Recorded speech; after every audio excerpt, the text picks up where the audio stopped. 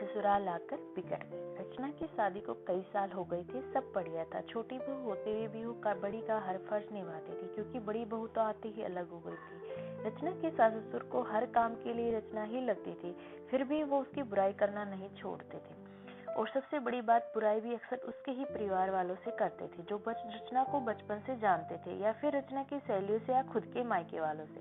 पहली बार जब शादी के बाद रचना की दोस्त आई तो सासू माँ ने उससे ही रचना की बुराई करना शुरू कर दिया। जब रचना को पता लगा तो उसने अपने पति नीलेश से कहा, माँ जी को समझा दिया था कि कम से कम जो लोग उसे जानते हैं उनसे तो उसकी बुराई कर खुद की जगहसाई ना करवाए, पर उन्होंने ना सुनी, बल्कि और ये आदत ही बन गई थी। आजकल तो अक्सर ये कहना है कि रचना तुम पहले ये काम करती थी, अब नहीं करती हो, फिर भले ही वो कोई भी काम हो। रचना की बुआ उसके ससुराल आई थी, तब सासू माँ की किट्टी पार्टी भी थी। वो बुआ को भी साथ ले गई और आदतन सबके सामने ही रचना की बुराई करने लगी, कहने लगी रचना पहले सब अच्छा करती थी, पर अब कोई काम ठीक से नहीं करती, ना ठीक से रोटी बनाती है, ना सब्जी, ना अच्छे से कपड़े पहनती है, ना बच्चों का ख्याल रखती है। वो और कुछ बोलती इससे पहले ही रचना की बुआ बोल पड़ी, लगता है ससुराल में आकर बिगड़ गई है, क्योंकि हमारे घर की वो बड़ी बेटी है और सारा घर और ऑफिस दोनों अच्छे से संभालती थी और बड़ों से लेकर बच्चों तक सभी का ध्यान रखती थी।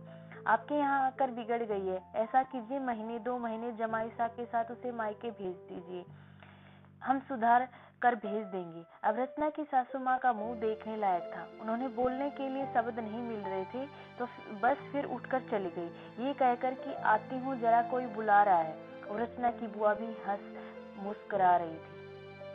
दोस्तों, आपको यह सास बहू की कहानी कैसी लगी कमेंट करके जरूर बताना, और वीडियो को लाइक शेयर जरूर करना, चैनल को सब्सक्राइब करना ना भूलें। थैंक यू दोस्तों।